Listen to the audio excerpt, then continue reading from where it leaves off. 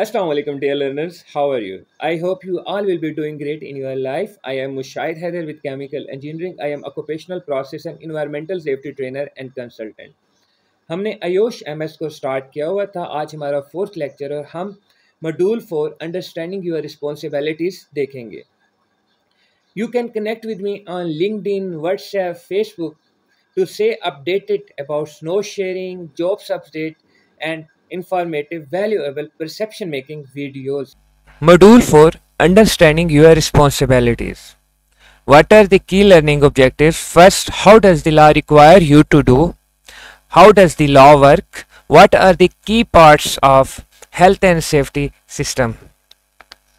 First part, what does the law require you to do? Law को आपसे क्या चाहिए? आप जिस भी कंपनी में काम करते हैं, चाहे फर्टिलाइज़र है, रिफाइनरी है, प्लास्टिक मेकिंग है, या प्लाजे में काम करते हैं, हॉस्पिटल में काम करते हैं, हर जगह के अपने लॉज होते हैं और उस चीज़ को उन लॉज के अंदर ऑपरेट करना होता है। हॉस्पिटल के लॉज कुछ और हैं, रिफाइनरीज के लॉज कुछ और हैं, यानी कि लॉज सेट ऑफ बाउंड्रीज हैं फॉर ईच कंपनीज। अब लॉज रिस्क बेसिकली दो तरह से होते हैं। एक होते हैं फॉरसीएबल रिस्क, ऐसे रिस्क जिनका पहले से अंदाज़ा हो जाए नुकसान हो सकता है। दूसरा होता है अनफॉरसीएबल रिस्क, जो अचानक से आ जाए जिसका अंदाज़ा ना हो सके। अगर आप मैनेजर हैं और फॉरसीएबल रिस्क की वजह से आपके किसी वर्कर का एक्सीडेंट हो गया है, इंसिडेंट हुआ है, तो आप अकाउंटेबल हेल्ड होंगे और आपके ऊपर लॉस एप्लीकेबल हो जाएगा, क्रिमिनल और सिविल लॉ। अगर कोई इस तरह का हादसा होता है, फॉर एग्जांपल आप एक वीडियो देखें, इस वीडियो में ना एक होटल है, उसमें गैस लीकेज की वजह से आग लगी हो। अब हो सकता है इसमें वर्कर्स भी हों, कस्टमर्स भी हों। अब इतने सारे लोग हैं। अब ये जो अगर एम्प्लॉयर ये साबित करने में कामयाब हो जाता है कि ये नॉट फॉरसीएबल रिस्क था, ये अचानक से आग लगे, मैं इसके लिए अकाउंटेबल नहीं हूँ, तो वो बच जाएगा अदालत की तरफ से। तो जो इसके बरक्स अगर कोई शख्स बहुत हाइट पे काम कर रहा है, चौथी पांचवी मंजिल पे कोई इमारत बना रहा है, कमरा बना रहा है, वो अगर नीचे गिर जाता है और उसके मैनेजर ने उसे हार्नेस नहीं दी हुई थी, पीपीस नहीं दी हुई थी, तो अब ये फॉरसीएबल रिस्क था, उसके गिरने के चांसेस थे और मैनेजर को पता था। इस सूरत में वो लॉज उस पर इम्प्लीमेंट हो जाएगा और उसे पेनल्टीज भी लग सकती हैं और कंपनसेशन भी। अब ये जो लॉज होते हैं ये किस फॉर्म में होते हैं? क्या हमें बुक्स की सूरत में मिलते हैं अलहदा से गवर्नमेंट की तरफ से? नहीं, ये अप्रूव्ड कोड ऑफ प्रैक्टिसेस होते हैं। ऑलरेडी उस तरह की कंपनी, अगर आपकी रिफाइनरी ओपन कर रहे हैं तो जो ऑलरेडी एग्जिस्टिंग रिफाइनरीज में जो प्रैक्टिस है आपके यहाँ भी वही होगी। गाइडेंस डॉक्यूमेंट्स होते हैं कि आपको ये करना चाहिए और इंडस्ट्री स्पेसिफिक गाइडेंस भी होती है। अब second, how does the law work? Law work किस तरह करता है? Basically there are two types of laws, criminal law and civil law. अब जो क्रिमिनल लॉ है ये बेसिकली पनिशमेंट पे फोकस करता है। फिर है civil law. Civil law compensation पे बात करता है। अब एक वीडियो देखें। ये ग्राइंडिंग मशीन है जिसके साथ वर्कर काम कर रहा था। मशीन ब्रेक डाउन हुई और इसके ग्लव्स पे लगी, इसकी गूगल्स पे लगी। अब अगर ये गूगल्स ना होती, आप देखें इसकी आंख ज़ाया हो सकती। अगर इसकी आंख ज़ाया हो जाती, अब इस पे क्रिमिनल और सिविल लॉ किस तरह इम्प्लीमेंट होंगे? ये कोर्ट्स में केस कर देगा कि जो मेरा मैनेजर है उसने मुझे पीपीस नहीं दी थी जिसकी वजह से मेरी आंख ज़ाया हुई है। जो मेरा मैनेजर है, मेरी कंपनी है, उसे पनिश किया जाए।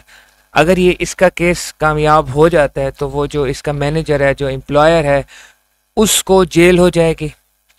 ये है क्रिमिनल लॉ। क्रिमिनल लॉ में पनिशमेंट होती है, फाइन्स लगते हैं, सज़ा होती है, इम्प्रिजनमेंट होती है। अब ये तो अगर वो था क्रिमिनल कोर्ट में जाए। अगर ये सिविल कोर्ट में चले जाए, दो तरह के कोर्ट्स होते हैं, क्रिमिनल और सिविल। सिविल कोर्ट्स में जाकर ये क्लेम करता है कि मेरी आंख ज़ाया हो गई है, मुझे नुकसान हुआ है, मुझे इसकी कंपनसेशन मनी चाहिए, मुझे तलाफ़ी चाहिए। तो अगर ये केस जीत जाता है तो इसको आंख ज़ाया होने के बदले इसको बहुत सारे मनी दिए जाएंगे, पैसे दिए जाएंगे। इस स्लाइड में दोनों में डिफरेंस है। अब देखें पनिशमेंट में क्या लिखा हुआ है। क्रिमिनल लॉ में फाइन्स है, इम्प्रिजनमेंट है या डेथ पेनल्टी भी है एक्सट्रीम केसेस में, लेकिन सिविल लॉ में कंपनसेशन है, इंजेक्शंस हैं और स्पेसिफिक परफॉर्मेंस है। मॉड्यूल 4 का जो लास्ट पार्ट है वो है what are the parts of health and safety system या health and safety management system. ये बहुत इंपॉर्टेंट टॉपिक है। इसका सिंपल है PDCA साइकिल। P से प्लान, D से डू, C से चेक, A से एक्ट। क्या बन गया? PDCA साइकिल भी इसे कहते हैं।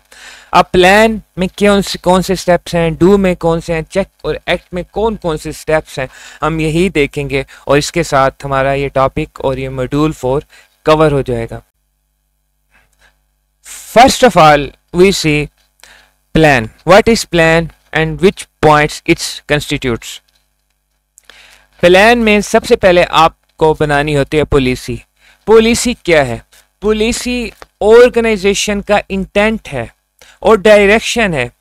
पॉलिसी ही की वजह से कंपनी जो करती है ये एक गाइडिंग डॉक्यूमेंट्स है। कंपनी जो करेगी वो एक्चुअली इस पॉलिसी ही की बेस पे करेगी। हम बात कर रहे हैं हेल्थ एंड सेफ्टी पॉलिसी, जहन में रखिएगा। अब एक इदारा है, उसकी हेल्थ एंड सेफ्टी पॉलिसी उसने ये बनाई कि मैं जो लीगल रिक्वायरमेंट्स हैं उनके साथ कंप्लाई करूंगा। दूसरे लफ्ज़ों में वो ये कह रहा है मैं जो भी रिक्वायरमेंट्स हैं इंटरनेशनल लॉज या local laws, rules and regulations laws, उस पर इम्प्लीमेंट करूंगा। एग्जाम्पल उसने ये दी कि मैं ज़ीरो हार्म पॉलिसी पे अमल करूंगा। अब ज़ीरो हार्म पॉलिसी का मतलब है कि मेरी कंपनी में कोई वर्कर जो भी हो, जो भी एक्टिविटी करेगा, मैं उसको प्रॉपर हेल्थ एंड सेफ्टी का सिस्टम दूंगा, सुपरवाइज़र दूंगा, सुपरविजन दूंगा और उसको तमाम नेसेसरी टूल दूंगा जिससे उसको जिसकी वजह से उसका एक्सीडेंट ना हो। अब ये उसकी पॉलिसी में आ गया कि मैंने एक्सीडेंट से बचाना है। पॉलिसी किस में है? प्लान में है। सेकंड स्टेप है ऑर्गेनाइजेशन। ऑर्गेनाइजिंग, इसमें मतलब ये है कि आपकी कंपनी में किस शख्स की, किस वर्कर की, किस एम्प्लॉय की क्या रिस्पॉन्सिबिलिटी होगी। HSC जो ऑफिसर्स हैं हेल्थ एंड सेफ्टी एनवायरनमेंट के, उनका क्या होगा। फर्स्ट एडर्स हैं, फायर वार्डन्स हैं। अब ये जितने भी लोग हैं इनकी क्या रिस्पॉन्सिबिलिटी होगी। हर कोई अपने टास्क के लिए रिस्पॉन्सिबल होगा। अब PDCA साइकिल में कोई काम हो रहा होता है, सबसे पहला फेज होता है प्लान। प्लान में सिर्फ आपने एक्चुअल काम स्टार्ट नहीं किया, आपने पेपर वर्क किया है कि हम क्या चाहते हैं और वो काम करने में कौन हमारी क्या मदद करेगा। प्लान तो बन गया कि ज़ीरो हार्म पॉलिसी है, लेकिन ऑर्गेनाइजेशन में यह हैगा कि ज़ीरो हार्म पॉलिसी के लिए सुपरवाइज़र का क्या रोल होगा, मैनेजर का क्या रोल होगा, वर्कर्स का क्या रोल होगा, क्या रिस्पॉन्सिबिलिटीज़ होंगी। फिर सेकेंड स्टेप है डू में हम कोई काम करते हैं। अब वर्क एट हाइट पे हम काम करें, हमें गिरने का डर है, तो हम एक काम ये करते हैं कि सेफ्टी नेट्स लगा देते हैं। आपको मैं सेफ्टी नेट्स दिखाता हूँ। अब देखें काम पे ये सेफ्टी नेट्स लगे हुए, अगर कोई शख्स गिरता भी है वर्कर तो वो बच जाएगा। अब ये क्या हो गया? डू। कोई भी काम करना है, आप देखते हैं कि हैजर्ड्स के हैं। वर्क एट हाइट पे सबसे बड़ा हैजर्ड फॉल होता है। आपने हैजर्ड को आइडेंटिफाई कर लिया, फिर आपने कंट्रोल मेजर्स यूज़ किए कि अब ये जो हैजर्ड है आप इसे किस तरह कंट्रोल कर सकते हैं। अब इसके लिए हम रिस्क असेसमेंट्स करते हैं, हम काम करने से पहले परमिट टू वर्क सिस्टम करते हैं, हम उन्हें ट्रेनिंग देते हैं। ये मुख्तलिफ सिस्टम है, लेकिन जो समझने की बात है वो ये है कि आपने डू सेक्शन में सबसे पहले हैजर्ड को आइडेंटिफाई किया, फिर आपने कंट्रोल मेजर्स लिए। ये जब दोनों चीज़ें कर लिया आपने, फिर आपका जो वर्कर है वो वर्क एट हाइट पे काम कर सकता है, ग्राइंडिंग में काम कर सकता है, अब वो कुछ भी कर सकता है। अब आपने काम कर लिया, अब आपने मतलब यहाँ कंस्ट्रक्शन का काम हो गया। अब कंस्ट्रक्शन का काम तो हो गया, अब वो कितना इफेक्टिव, हम देखते हैं फिर भी छोटे मोटे एक्सीडेंट हो गए। क्या हमने डू सेक्शन में जो हमने कंट्रोल मेजर्स यूज़ किए, क्या वो सफिशिएंट थे, क्या वो इफ़ेक्टिव थे? उस चीज़ को समझने के लिए हम ये यूज़ करते हैं चेक। चेक में हम एक्चुअली उसकी परफॉर्मेंस मोनीटर कर रहे हैं कि वो कितना इफेक्टिव हमारे कंट्रोल मेजर्स रहे। और अब चेक हम डिफरेंट मेथड से करते हैं। हम इंस्पेक्शंस करते हैं, हम इन्वेस्टिगेशन करते हैं और हम ऑडिट्स भी करते हैं। लास्ट स्टेप है एक्ट। चेक आपने किया, जब आपने चेक किया तो आपको पता चला हमारा जो कंट्रोल मेजर था उसमें थोड़े से इश्यूज रह गए हैं। अब उन इश्यूज को हम मतलब आप ये देख सकते हैं कि जो सेफ्टी नेट्स यूज़ किए थे आपने वो थोड़े वीक थे। वो जैसे ही एक काम के दौरान एक वर्कर उन पे गिरा, वर्कर तो बच गया लेकिन वो जो नेट्स थे वो ब्रेक डाउन हो गए। अगर कोई और वर्कर भी उसी नेट पे गिरता तो वो नेट ब्रेक डाउन हो जाता और वर्कर को बहुत सीरियस कंसिक्वेंसेस फेस करना पड़ सकते थे। अब आपको नजर आ गया कंट्रोल मेजर में एक इश्यू था, अब आप एक्ट में जाकर उस चीज को फर्दर इंप्रूव करेंगे। आप एक्ट में आप ऑडिट्स करते हैं और मुख्तलिफ तरीकों से आप इंप्रूव करते हैं। अब ये एक्ट हो गया, चीजें आपको इंप्रूव हो गई, दोबारा आप पीडीसी साइकिल में चले जाएंगे। अब आपने नया काम करना है, देखेंगे प्लान डू चेक एक्ट। ये इस तरह का साइकिल है जो मुसलसल चलता रहता है। ये देखें, प्लान डू चेक एक्ट के बाद फिर प्लान आ गया नई एक्टिविटी के लिए। ये इस तरह का प्रोसेस है, चलता रहता है, इसलिए इसे PDCA साइकिल कहते हैं। अब इसके बेनिफिट्स क्या हैं? लीगल रिक्वायरमेंट्स हैं, पॉलिसी को हासिल करने के लिए चेक्स ज़रूरी हैं, जो मैनेजमेंट रिस्क की मैनेजमेंट है वो इम्प्रूव हो जाती है, कंपेटिटिव एज है और गुड बिजनेस मैनेजमेंट है। एक वीडियो देखते हैं, इसे स्कैफोल्डिंग कहते हैं, जिस पे आप काम कर रहे होते हैं। अब ये स्कैफोल्डिंग पे काम कर रहे थे, गिर गए। एक और वीडियो देखते हैं। अब ये भी स्कैफोल्डिंग है, स्कैफोल्डिंग के डिफरेंट टाइप्स है। अब ये भी गिर गए। अब आपके लिए जो लास्ट अब क्वेश्चन है आपके लिए, और इसमें मैंने स्कैफोल्डिंग का ही क्वेश्चन रखा है। जो रजिस्टर्ड स्टूडेंट्स हैं ये जो असाइनमेंट है वो व्हाट्सएप ग्रुप में शेयर कर देंगे, और जो दूसरे स्टूडेंट्स हैं उनके लिए गाइडलाइंस हैं कि आप वीडियो डिस्क्रिप्शन में लिंक है, आप लिंक्डइन, व्हाट्सएप, फेसबुक और इंस्टाग्राम पे मुझे ज्वाइन कर सकते हैं, कनेक्ट कर सकते हैं। रीज़न ये है, सेफ्टी कोर्सेज से रिलेटेड इंफॉर्मेशन और सेफ्टी से रिलेटेड जो जॉब्स आती हैं वो मैं लिंक्डइन, व्हाट्सएप पे शेयर करता रहता हूँ। वीडियोस, डॉक्यूमेंट्स इन प्लेटफॉर्म पे शेयर करता रहता हूँ। अगर आप कनेक्ट हो जाएंगे तो जो भी सेफ्टी इंसाइट्स होंगे, अपडेट्स होंगे, आप तक पहुँच जाएंगे। अब आपके लिए असाइनमेंट है, एक कंस्ट्रक्शन वर्कर है जॉन, जो हाइट पे है, वो काम करते हुए गिर जाता है। अब तहकीक से, रिसर्च के बाद पता चलता है इसका एक मैनेजर है माइकल।